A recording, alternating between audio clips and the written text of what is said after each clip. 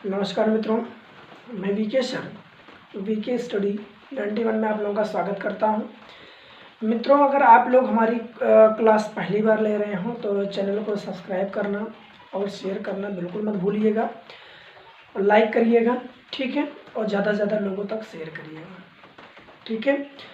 तो जैसा कि हम लोग पिछले क्लास में पर्यावरण के घटक संरक्षण प्रकार के विषय में चर्चा किए थे, आज हम लोग पर्यावरण से ही जुड़ा हुआ दूसरी क्लास में एक टॉपिक लेकर आए हैं। बड़ा इम्पोर्टेंट टॉपिक है। अगर ये टॉपिक क्लियर हो जाता है तो इससे एक दो क्वेश्चन यूपी टेट में या अन्य सीटेट में, अन्य प्रतियोगी परीक्षाओं में पर्यावरण से जो क्वेश्चन पूछा जा रहा है क्लियर हो जाएगा, ठीक है बेटा। चलिए फिर, तो इसमें हम लोग बात करेंगे आज पारिस्थितिकी के विषय में। किस में बात करेंगे? इकोलॉजी। आज हम ये जानेंगे इकोलॉजी है क्या, ठीक है, पारिस्थितिकी है क्या, इससे संबंधित जो महत्वपूर्ण तथ्य हैं उनके विषय में चर्चा करेंगे, ठीक है। तो पारिस्थितिकी क्या होता है भाई? पारिस्थितिकी का मतलब होता है जीव विज्ञान की एक शाखा से। ये किससे लिया गया बेटा? जीव विज्ञान की एक शाखा से लिया गया है, जिसको अंग्रेजी में इकोलॉजी कहा जाता है। कहा गया है कि इकोलॉजी का मतलब होता है किसी भी विशेष वातावरण में, पर्यावरण में सम्मिलित समुदाय के संबंधों से होता है। समुदाय में जितने भी जल, स्थल, वायु आदि स्थलाकृति में रहने वाले जितने भी जीव जंतु हैं या जितनी भी वस्तुएं हैं, इन सब का एक सम्मिलित रूप क्या कहलाता है? पारिस्थितिकी कहलाता है, ठीक है। और इसी के जुड़ा हुआ एक भाग है इकोलॉजी सिस्टम, इकोसिस्टम, पारिस्थितिकी तंत्र। तो इसी का एक भाग है। पहले पारिस्थितिकी पढ़ लेते हैं, इकोलॉजी पढ़ लेते हैं, उसके बाद हम लोग इकोसिस्टम पढ़ेंगे, ठीक है। तो ध्यान दीजिएगा, पारिस्थितिकी जीव विज्ञान की एक शाखा है जिसमें जीव समुदाय तथा उनके वातावरण के मध्य पारस्परिक संबंधों का अध्ययन किया जाता है, ठीक है। मतलब इकोलॉजी क्या है? जीव विज्ञान का एक भाग है जिसमें जीव समुदायों तथा उनके वातावरण के मध्य पारस्परिक संबंधों का अध्ययन किया जाता है, ठीक है। मतलब जो वातावरण है तथा उसके जीव समुदाय हैं, ठीक है, जीव समुदाय और वातावरण के पारस्परिक संबंधों के अध्ययन को पारिस्थितिकी कहा जाता है। इसके अंतर्गत जीवधारी, है ना, पेड़ पौधे, वास स्थानों पर उगने वाले या वातावरण के से प्रभावित, है ना, जितने भी तंत्र हैं इन सबको देखा जाता है, ठीक है। जैसे एक जीव, अगर हम इसको एक ग्राफ के माध्यम से अगर जानें तो एक जीव है, एक जीव किससे जुड़ा हुआ है? मिट्टी से जुड़ा हुआ है, वनस्पति से जुड़ा हुआ है, जल से जुड़ा हुआ है और जलवायु से जुड़ा हुआ है। इस तरह से कह सकते हैं कि एक जीव का वातावरण में रहने वाले समस्त पारस्परिक संबंध से है कि नहीं है, जिसमें जीव का संबंध वनस्पति से भी है, जीव का संबंध मिट्टी से भी है, जीव का संबंध जलवायु से भी है और जीव का संबंध जल से भी है। जब इन सभी एक दूसरे के जुड़कर पारस्परिक संबंधों का निर्माण करते हैं, जिससे किसी जीव का निर्माण होता है, किसी के जीवन का निर्माण होता है, तो यहाँ पर क्या बनता है? इकोलॉजी बनती है, पारिस्थितिकी बनता है। समझ में आया बेटा?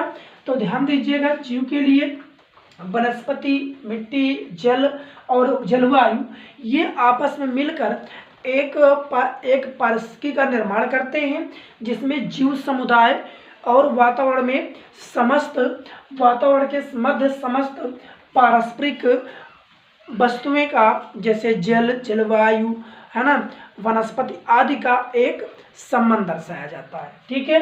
तो ये इम्पोर्टेंट है। अब ध्यान दीजिए, आगे जो अगला जो पॉइंट है इकोलॉजी। इकोलॉजी शब्द का प्रयोग की बात आती है भाई, ये इस पर क्वेश्चन पूछा गया है कई बार। तो इकोलॉजी शब्द का जो प्रयोग है, फर्स्ट टाइम की बात अगर किया जाए, प्रथम बार, तो रेटर ने सर्वप्रथम इकोलॉजी का प्रयोग रेटर ने 1865 में किया था। कब किया था मित्रों? 1865 में किया था। और सेकंड सेकंड बार जो इकोलॉजी का प्रयोग किया गया वो अर्नेस्ट हैकेल द्वारा 4 वर्ष बाद किया गया। तो अगर आपसे ऐसे पूछा जाए प्रथम बार इकोलॉजी शब्द का प्रयोग किसने किया, तो आप राइटर को बताएंगे। ठीक है। अगर मान लीजिए सेकंड टाइम पूछा जाए तो आप अर्नेस्ट हैकेल को बताएंगे। कब किया था? 1869 में किए थे। ठीक है। और राइटर ने कब किए थे? 1865 में किए थे। ठीक है। अगर क्वेश्चन ऐसे भी दे दिया जाए, कभी कभी कुछ नहीं कहता है प्रथम बार द्वितीय बार, ऐसे ही पूछ लेता है, तो अगर ध्यान दीजिएगा विकल्प में राइटर नहीं है तो आप क्या लगाएंगे? अर्नेस्ट हैकेल को लगाइएगा। ठीक है। चलिए, तो इन अर्नेस्ट हैकेल महोदय ने कहा कि जीव और वातावरण के बीच कुछ परस्पर संबंध होता है, कुछ परस्पर संबंधों का अध्ययन किया जाता है और इसी अध्ययन को इकोलॉजी कहा जाता है, इकोलॉजी कहा जाता है। कौन कहा है? अर्नेस्ट हैकेल महोदय ने कहा है। ठीक है। जीव समुदाय और वातावरण के बीच पारस्परिक संबंधों को, जीव समुदाय वातावरण, जैसे जीव मैंने ले लिया बीच में, ये इसका क्या है? वातावरण है। इन दोनों के बीच सभी के बीच जो एक संबंध बनता है उसका अध्ययन ही क्या है? इकोलॉजी है। समझ में आया? चल, अब ध्यान दीजिएगा, दो विशेष विज्ञान है, इसको लाने वाले कौन है? कभी कभी पूछ लेता है, तो इसको मैं बता दूं कि समुदाय का विज्ञान लाने वाले अमेरिकी व्यक्ति हैं फ्रेडरिक क्लीमेंट्स। कौन है? फ्रेडरिक क्लीमेंट्स हैं। फ्रेडरिक क्लीमेंट्स ने पारिस्थितिकी को समुदाय के विज्ञान के रूप में संबोधित किया है। तो ऐसे क्वेश्चन पूछा जाएगा, पारिस्थितिकी को किसने समुदाय के विज्ञान के रूप में कहा है? तो फ्रेडरिक क्लीमेंट्स ने कहा है। ठीक है। ये कहाँ के थे? अमेरिका के थे। ठीक है। किस व्यक्ति ने, किस महापुरुष ने पारिस्थितिकी को वैज्ञानिक प्राकृतिक इतिहास के रूप में परिभाषित किया है? तो वो कौन है बेटा? चार्ल्स एल्टन महोदय हैं। चार्ल्स एल्टन महोदय ने वैज्ञानिक प्राकृतिक इतिहास के रूप में किसको परिभाषित किया है? इकोलॉजी को परिभाषित किया है। ठीक है। पारिस्थितिकी को परिभाषित किया है। ठीक है। उम्मीद करते हैं कि आपको समझ में आ गया होगा। देखिए, पारिस्थितिकी के जो मूल पॉइंट है मैं उन्हीं को चर्चा कर रहा हूँ। ठीक है। जो एग्जाम के लिए बेहतर इंपॉर्टेंट है। ठीक है। आगे बात किया जाए पारिस्थितिक कारक की, तो कुछ विशेष कारकों का भी यहाँ पर मैंने चर्चा किया है। ठीक है। तो देखेंगे कौन कौन से कारक हैं। सबसे पहला है जलवायुवीय कारक। जलवायुवीय के अंतर्गत कुछ विशेष कारक पाए जाते हैं। जलवायुवीय के अंतर्गत कुछ विशेष, जैसे पारिस्थितिक कारकों में जलवायुवीय कारक, स्थलाकृत कारक, मृदीय कारक और जैवीय कारक, अलग अलग कारक पाए जाते हैं। तो इसमें हम एक इम्पॉर्टेंट कारक लेके आए हैं, जलवायुवीय कारक। ठीक है। जलवायुवीय कारक में के अंतर्गत सबसे पहले हम क्या पढ़ लेते हैं भाई? प्रकाश पढ़ लेते हैं। हम ये जानेंगे पारिस्थितिकी में पाए जाने वाले जो जीव जंतु, पेड़ पौधे आदि हैं, इनसे ये कारकों का कैसे प्रभाव होता है, ये कैसे अपना जीवन यापन करते हैं, कैसे अपने जीवन को अस्थायी बनाते हैं। ठीक है। तो सबसे पहले देखते हैं प्रकाश के विषय में। ध्यान दीजिएगा, अगर प्रकाश की बात किया जाए तो पृथ्वी पर जीवन की क्रिया को संचालित करने के लिए प्रायः, ध्यान दीजिएगा, अगर पृथ्वी पर आपको जीवन की प्रक्रिया को संचालित करना है, जीवन जीना है, तो जीवन की सर्वोच्च ऊर्जा का जो स्रोत माना जाता है वो क्या माना जाता है बेटा? सूर्य माना जाता है। तो जीवन की सर्वोच्च ऊर्जा का स्रोत क्या है? सूर्य है। ठीक है। सूर्य के प्रकाश को पत्तियों पर पड़ते हैं भाई। सूर्य के जो प्रकाश होते हैं वो कहाँ पड़ते हैं? जो प्रकाश हरी पत्तियों पर पड़ता है। ठीक है। कहाँ से प्रकाश निकलता है? सूर्य से निकलता है। अब ऊर्जा का मुख्य स्रोत कौन सा है? सूर्य माना जाएगा। जीवन की सर्वोच्च ऊर्जा का स्रोत क्या है? सूर्य माना जाएगा। प्राथमिक स्रोत में भी ऊर्जा के स्रोत में सूर्य आता है। ठीक है। तो सूर्य के जो प्रकाश हैं हरी पत्तियों में पड़ते हैं। तो कुल 100% प्रकाश पत्तियों पे पड़ते हैं, लेकिन उस 100% प्रकाश से 83%, ध्यान दीजिएगा कितना? 83% भाग 83% भाग पत्ती द्वारा अवशोषित कर लिए जाते हैं। तो कुल प्रकाश का 83% भाग क्या होता है बेटा? पत्ती द्वारा अवशोषित कर लिया जाता है। अब जो बचा शेष भाग है वो 12% भाग क्या होता है? परावर्तित हो जाता है। ठीक है, परावर्तित हो जाता है। और जो बचा 5% है वो परागत ट्रांसपेरेंट में चले जाते हैं। ठीक है, तो अब ध्यान दीजिए 83% जो पत्ती क्या करती है? अवशोषित करती है। ये मेन पॉइंट है। तो जो 83% पत्ती द्वारा अवशोषित किया जाता है इसका केवल 4% भाग, कितना है? 4% भाग पर्णहरित द्वारा प्रकाश संश्लेषण में 4% भाग पर्णहरित द्वारा प्रकाश संश्लेषण की क्रिया के लिए प्रयोग में लाया जाता है। तो आप ये सोच रहे होंगे प्रकाश संश्लेषण की क्रिया क्या होती है? तो ध्यान दीजिए, प्रकाश संश्लेषण की क्रिया जो होती है ऐसी क्रिया है जिसके माध्यम से पौधे अपना भोजन का निर्माण करते हैं। अभी आगे बता रहे हैं। ठीक है, तो आपसे पूछा जा सकता है कि प्रकाश संश्लेषण से पड़ने वाला सूर्य का प्रकाश का कितना भाग हरी पत्तियां अवशोषित करती हैं? तो 83% भाग अवशोषित करती हैं। और कितना क्या परावर्तित कर देती हैं? तो 12%। कितना ट्रांसपेरेंट कर देती हैं? 5%। ठीक है, तो 83% का कितना भाग भोजन बनाने में काम में लाया जाता है? पर्णहरित द्वारा प्रकाश संश्लेषण में प्रयोग में लाया जाता है वो 4% है। ठीक है, बाकी जो 79% बचता है वह ताप के रूप में वातावरण में क्या हो जाता है?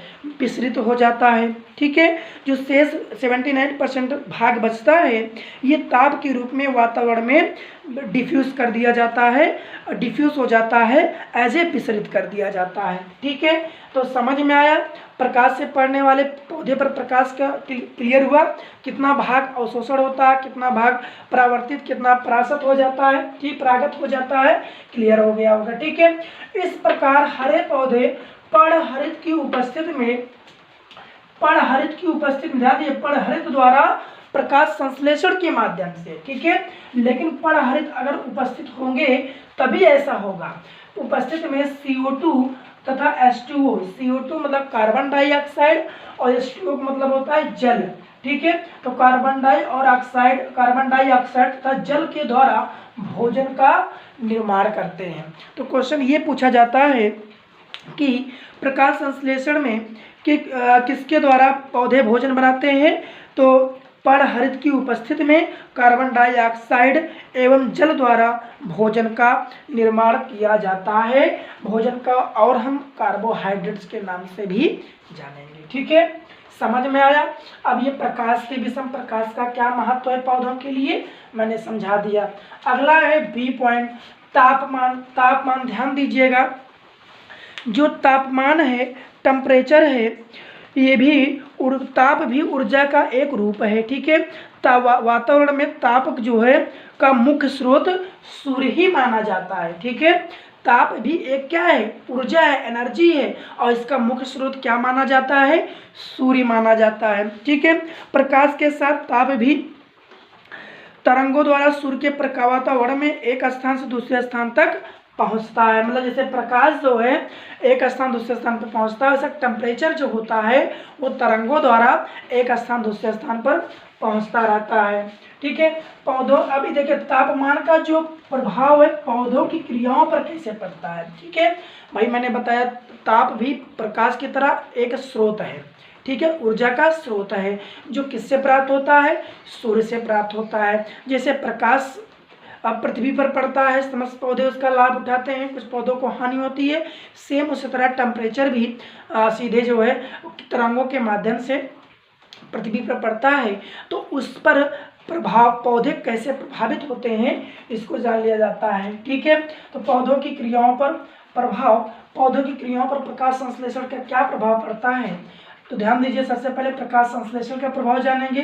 प्रकाश संश्लेषण का जो प्रभाव है वो है, प्रकाश संश्लेषण का जो दर होती है लगभग 30 से 35 डिग्री अधिकतम होती है। ठीक है, प्रकाश संश्लेषण की जो दर है तापमान में, टेम्परेचर में इसकी जो रेंज होती है वो 30 से 35% अधिकतम होती है। लेकिन अगर मान लीजिए 30 से 35% के बाद तापमान प्रति 10 अंश सेल्सियस अगर बढ़ता है प्रति 10 अंश सेल्सियस अगर बढ़ता है, वृद्धि होने पर प्रकाश संश्लेषण की दर दोगुनी बढ़ जाती है। इससे समझ में आया? तो प्रकाश संश्लेषण का प्रभाव, प्रकाश संश्लेषण अधिकतम जो होता है वो ताप इसका 30 से 35 डिग्री होता है, लेकिन प्रति 10 डिग्री ताप के वृद्धि होने पर प्रकाश संश्लेषण में 2 गुने की वृद्धि हो जाती है। इसको आपको याद करके रखना है कि अधिकतम प्रकाश संश्लेषण में तापमान कितना होता है, 30 से 35 डिग्री होता है, ठीक है। लेकिन मान लीजिए टेम्परेचर बढ़ता है तो प्रति 10 डिग्री के बढ़ने से, अगर प्रति 10 डिग्री के बढ़ने से प्रकाश संश्लेषण का जो ताप होता है वो 2 गुना बढ़ जाता है, ठीक है। तो प्रकाश संश्लेषण का ताप 2 गुना कितने डिग्री के बढ़ने से होता है, तो 10 डिग्री पे। तो 10 डिग्री बढ़ने से कितना गुना बढ़ जाता है तापमान प्रकाश संश्लेषण का, तो 2 गुना बढ़ जाता है। अधिकतम तापमान कितना होता है, 30 से 35 डिग्री होता है। समझ में आया? क्लियर हुआ? चलिए अब हम श्वसन पर, इस पर क्या प्रभाव पड़ता है ध्यान दीजिएगा।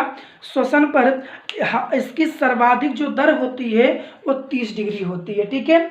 श्वसन की सर्वाधिक जो दर होती है बेटा वो 30 डिग्री होती है, ठीक है। और 0 से 30 के बीच होती है। मान लीजिए सर्वाधिक कितनी होती है, 30 होती है। कह सकते हैं 0 से 30 डिग्री के बीच होता है। और इसके बीच ध्यान दीजिएगा, इसके बीच प्रत्येक 10 डिग्री तापमान बढ़ने पर, ध्यान दीजिएगा, और सर्वाधिक तापमान कितना होता है, 30 डिग्री होता है। 0 से 30 डिग्री के बीच प्रत्येक 10 डिग्री तापमान बढ़ने पर जो श्वसन की दर होती है, श्वसन की दर होती है वो 2 से 2.5 गुना बढ़ जाती है, लगभग 2 से 2.5 गुना बढ़ जाती है। तो ध्यान दीजिएगा, श्वसन प्रक्रिया में तापमान के बढ़ना, अधिकतम तापमान 30 डिग्री होता है, लेकिन 0 से 30 डिग्री के बीच प्रत्येक 10 डिग्री का जो तापमान बढ़ता है उसके बढ़ने से श्वसन की जो दर होती है उसमें लगभग 2 से 2.5% डिग्री 2 गुना तापमान बढ़ जाता है। समझ में आया? क्लियर हुआ? आगे वाष्पोत्सर्जन। वाष्पोत्सर्जन क्या होता है भाई, ध्यान दीजिएगा। वाष्पोत्सर्जन जो होता है वो वायुमंडल का ताप बढ़ने से बढ़ता है, ठीक है। जब वायुमंडल का ताप बढ़ता है तो वाष्पोत्सर्जन की दर बढ़ती है, ठीक है। तो वाष्पोत्सर्जन जो होता है, वाष्पीकरण आप लोग जानते हैं, भाप वगैरह जो निकलता है ना, इसको आगे पढ़ाया जाएगा।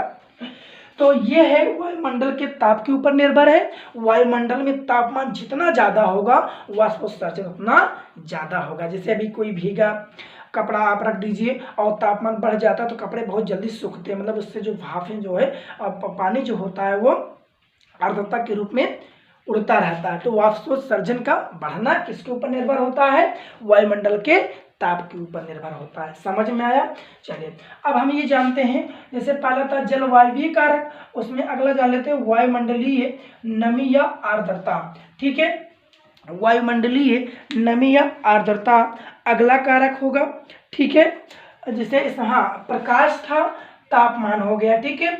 अगला सी पॉइंट है वायुमंडलीय नमी या आर्द्रता कहा जाता है। वायुमंडल में जो नमी होती है, ओस होता है, आर्द्रता होती है, इसका क्या प्रभाव पड़ता है इसको जानते हैं। तो वायुमंडल में कुछ जल और जलवाष्प के रूप में पाया जाता है, ठीक है। वायुमंडल में कुछ जल होते हैं और कुछ जलवाष्प के रूप में भी पाया जाता है। यही वायु को नम बनाए रखता है, मतलब जो जल और जलवाष्प होते हैं ये वायु क्या करता है, नम बनाए रखता है, और जिससे ठंडी ठंडी हवाएं कभी कभी आप देखते हैं चलती रहती हैं, ठीक है। तो वायुमंडल में उपस्थित जलवाष्प की मात्रा को ही वायुमंडलीय, मतलब वायु में जो उपस्थित जलवाष्प की मात्रा है वही क्या कहलाती है बेटा, वायुमंडलीय नमी कहलाती है, आर्द्रता कहलाती है। तो अगर आपसे पूछा जाए वायुमंडलीय नमी क्या है, आर्द्रता क्या है, तो आप लोग बताएंगे, क्या बताएंगे, वातावरण में उपस्थित जलवायु में जो जलवाष्प की मात्रा है वही क्या है, वायुमंडलीय नमी मानी जाती है, ठीक है। आर्द्रता के अंतर्गत जैसे वायुमंडलीय नमी अगर है तो इसके अंतर्गत जंगलों में आर्द्रता प्रिय कुछ पौधे होते हैं, ठीक है। तो जैसे वायुमंडल में आर्द्रता है, जलवाष्प की मात्रा है, तो आर्द्रता पाई जाएगी, तो इससे जंगलों में कुछ आर्द्रता प्रिय पौधे उगते हैं। तो ये क्वेश्चन बहुत पूछा जाता है, जलवाष्प से या वायुमंडलीय नमी से या आर्द्रता से उगने वाले कौन कौन से पौधे होते हैं, या कौन कौन से पौधे जो है अधिक संख्या में दिखाई देते हैं, प्राप्त होते हैं। तो वो कौन कौन से हैं भाई? लाइकेन है, ब्रायोफाइटा है, टेरिडोफाइटा है। इस प्रकार के जो पौधे हैं, लाइकेन, ब्रायोफाइटा, टेरिडोफाइटा, ठीक है, टेरिडोफाइटा, ब्रायोफाइटा, लाइकेन, ये पौधे नमी, वायुमंडलीय नमी के कारण या आर्द्रता के कारण या जलवाष्प के कारण जंगलों में ज़्यादा दिखाई देते हैं, अधिक मात्रा में दिखाई देते हैं। तो समझ में आ गया। चलिए अगला पॉइंट है भाई, डी पॉइंट है इसमें, वायु। हम वायु समझ लेते हैं, वायु क्या है। तो वायु ध्यान दीजिएगा, वायु प्रकाश ताप से आप लोग जो पढ़े हैं, प्रकाश पढ़े, ताप पढ़े, है ना, आदि की तरह वायु भी बहुत महत्वपूर्ण कारक है, ठीक है। पौधों पर इसका प्रभाव, इसकी गति और इसमें पाई जाने वाली विभिन्न गैसों आदि के कारण पड़ता है, ठीक है। मतलब जो वायु होती है इसका पौधों पर बहुत बुरा प्रभाव पड़ता है, बहुत अच्छा प्रभाव पड़ता है। किस कारण? वायु में पाई जाने वाली विभिन्न गैसों के कारण, ठीक है, इस पर प्रभाव पड़ता है। तो वायुमंडल में कौन कौन सी गैसें पाई जाती हैं, ये क्वेश्चन अक्सर पूछा जाता है, ठीक है। वायुमंडल में हाइड्रोजन की, कार्बन डाइऑक्साइड की मात्रा पूछ लेगा, नाइट्रोजन की मात्रा पूछ लेगा, आर्गन की, है ना, इस तरह से पूछा जा सकता है। तो ध्यान दीजिएगा, वायुमंडलीय गैसें जो हैं, सबसे पहला ऑक्सीजन है। ऑक्सीजन में वायुमंडल की मात्रा कितनी पाई जाती है? 21% पाई जाती है। CO2 है 0.03%, कार्बन डाइऑक्साइड 0.03% पाई जाती है। नाइट्रोजन सब लोग जानते हैं 78% पाई जाती है। और अगर बात किया जाए वायुमंडल में जलवाष्प की मात्रा, तो 0.005% से 1% के बीच जलवाष्प पाया जाता है। 0.005% से 1% के बीच जलवाष्प पाया जाता है, ठीक है। और आर्गन जो पाई जाती है वो 0.93% पाई जाती है। तो इस प्रकार कह सकते हैं जलवाष्प में ये अनेक प्रकार की गैसें होती हैं और कितना पाई जाती हैं इसको बता दिया गया, ठीक है। इसके अलावा कुछ गैसें कारखानों से भी निकलती हैं, चिमनियों, ज्वालामुखी से निकलती हैं, ठीक है, जैसे सल्फर डाइऑक्साइड, ठीक है, sulphur trioxide, nitro oxide, ammonia, carbon monoxide, है ना, मीथेन। मीथेन अगर आपसे पूछा जाए मीथेन गैस की उत्पत्ति कहाँ से होती है, तो सड़े गले पदार्थों से होती है, ठीक है। वनस्पतियों के सड़ने से मीथेन गैस की उत्पत्ति होती है। तो समझ में आ गया होगा। अब हम पहला पॉइंट ये जलवायु कारक था। अगला है जैविकीय कारण, जैवीय कारण, ठीक है। अगला क्या है भाई? जैवीय कारण। समझ लेते हैं क्या होता है जैवीय कारण, ठीक है। जैवीय कारण के अंतर्गत जीवित पेड़ पौधों एवं जंतुओं की वे सभी क्रियाएं आती हैं वे सभी क्रियाएं आती हैं जिनका वनस्पतियों के साथ संगठन, वृद्धि, प्रजनन, शारीर की बाह्य एवं आंतरिक बनावट पाई जाती है, ठीक है। तो जैविकीय कारकों के अंतर्गत जीवित पेड़ पौधे एवं जंतुओं की सभी क्रियाएं आती हैं। जीवित पेड़ पौधे एवं जंतुओं की सभी क्रियाओं में जैसे पेड़ का बढ़ना, वृद्धि होना, प्रजनन होना, शरीर की बाह्य रचना, पौधों में संगठन, मेल जोल, है ना, निर्भरता, ये सब जैविक कारक में पाए जाते हैं, ठीक है। तो हम अगर पौधों के लिए समझा जाए तो किसी स्थान पर उगने वाले पौधे में पारस्परिक संबंध, मतलब कोई स्थान है जहाँ पर पौधे एक दूसरे, 3-4 पौधे, अनेक पौधे उग रहे हैं, उन पौधों का एक दूसरे पर क्या संबंध होता है बच्चों, उसको जानते हैं, ठीक है। तो पौधों में आपस में संबंध, पौधों का आपस में जो संबंध होता है वो संबंध एक दूसरे पर निर्भरता का होता है, एक दूसरे की प्रतियोगिता का होता है, एक दूसरे से अलग रहने का अनेक संबंध होते हैं। तो उसको हम कुछ संबंधों को जान लेते हैं, ठीक है। पहला है संबंध प्रतियोगिता। इस प्रकार के संबंध में दोनों जाति को हानि होती है, ठीक है। इस प्रकार का जो संबंध होता है इसमें दोनों जाति को हानि होती है, जिसमें होता क्या है, संसाधन तो कम होता है लेकिन हर कोई पौधा वृद्धि करने का प्रयास करता है, इससे ना ये वृद्धि हो पाती ना अगले की वृद्धि हो पाती है। ठीक है, तो ये क्या होता है, प्रतियोगिता की स्थिति होती है। ठीक है, अगला परजीविता। परजीविता, इसमें एक जाति दूसरी जाति पर निर्भर रहती है। ठीक है, परजीविता में एक जाति दूसरे जाति पर निर्भर रहती है, जैसे इसमें अमरबेल, लोरंथस, ओरोबैकी, बेलिनोफोरा, ठीक है, रेफ्लेशिया जू आदि। मतलब इसमें एक जाति दूसरे पर क्या होती है, निर्भरता पाई जाती है, जिसमें कौन कौन से आते हैं, अमरबेल आते हैं, लोरंथस आते हैं, ओरोबैकी आता है, बेलिनोफोरा आता है और रेफ्लेशिया आता है, जू। तो याद करेंगे परजीवी में कौन कौन से पौधे आते हैं भाई, परजीवी में जो एक दूसरे पर क्या होते हैं, आश्रित होते हैं, निर्भर आते हैं, लोरंथस आता है। ठीक है, और क्या आता है, अमरबेल आता है, ओरोबैकी आता है, बेलिनोफोरा, अमरबेल, लोरंथस, ठीक है, बेलिनोफोरा और क्या आता है, जू आता है। ठीक है, और रेफ्लेशिया आता है। ठीक है, और बेलिनोफोरा, ओरोबैकी, जो ओरंथेस, अमरबेल और रेफ्लेशिया जू आदि प्रकार के। इस तरह से आप जब एक बार दो बार रिपीट करेंगे तो अपने आप याद हो जाएगा। ठीक है ना, एक बार दो बार आप जरूर रिपीट करिएगा, ऐसे ही अपने आप से लोरंथस, बेलिनोफोरा, रेफ्लेशिया जू, ठीक है, अमरबेल, ठीक है, ये प्रकार के जो है ओरोबैकी है ना, ये पाए जाते हैं। चलिए, तो अब जानते हैं भाई इन्हीं में कुछ ऐसे जीव होते हैं जैसे पूर्ण मूल परजीवी। पूर्ण मूल परजीवी की अगर आपसे पूछ रहा है पूर्ण मूल परजीवी कौन है, तो उस ओरोबैकी क्या है, परजीवी तो है लेकिन पूर्ण रूप से परजीवी है। ठीक है, और आंशिक मूल परजीवी जो आंशिक रूप से परजीवी है, चंदन कहा जाता है। ठीक है, पूर्ण स्तंभ परजीवी के रूप में अमरबेल आता है। पूर्ण स्तंभ परजीवी में कौन आता है, अमरबेल आता है। आंशिक स्तंभ परजीवी में कौन आता है, लोरंथस, बिस्कम, है ना, ये पौधे आते हैं। समझ में आया। चौथा है सहजीविता। सहजीविता का मतलब होता है जिसमें पौधे साथ साथ जीते हैं, कोई किसी पर निर्भर नहीं होता है, न ही किसी का प्रतियोगिता हो करता है। ठीक है, तो कौन है, जिसमें दो पौधे एक दूसरे से क्या होते हैं, साथ साथ जीते हैं, जिसमें लाइकेन, शैवाल, कवक आदि पौधे आते हैं। ठीक है, अगला है माइकोराइजा। माइकोराइजा क्या है भाई, माइकोराइजा कवक का किसी पौधे के जड़ के साथ सहजीवित, है ना, कवक का किसी पौधे के जड़ के साथ, मतलब कोई कवक है वो किसी पौधे की जड़ के साथ जीवित हुए जीवन जी रहा है, तो इसको क्या कहा जाता है, माइकोराइजा कहा जाता है। जिसमें माइकोराइजा में जिसमें दो आते हैं, एक एक्टोट्रॉफिक आता है, एक एंडोट्रॉफिक आता है। ठीक है, एक्टोट्रॉफिक में जिसमें कवक जाल, है ना, कवक जाल जड़ों के धरातल पर मिलता है, जिसमें कवक जाल कहाँ मिलता है, जड़ों के धरातल में मिलता है।